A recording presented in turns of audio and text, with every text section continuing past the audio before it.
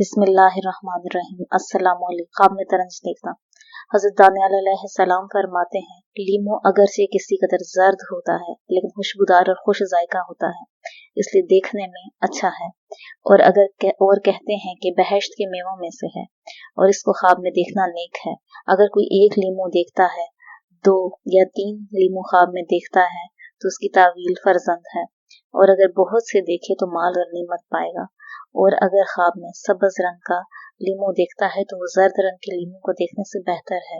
हज़रत इब्राहिम करीमानी रहमतुल्लाह अलैह फरमाते हैं कि ख्वाब में लीमो देखना लोगों के नजदीक दौलतमंद और खूबसूरत मर्द है जिसको सब पसंद करते हैं, और अगर देखे कि उसके पास तरंज है या उसने किसी को दिया है तो दलील है कि ऐसे मर्द से सोहबत होगी। और अगर तरंज अपनी गोद में देखे तो उसके यहाँ खूबसूरत लड़का पैदा होगा। और अगर कोई देखे कि उसने तरंज खाया है यानी लीमू खाया है, दलील है कि उसको अपने माल से या किसी बुजुर्ग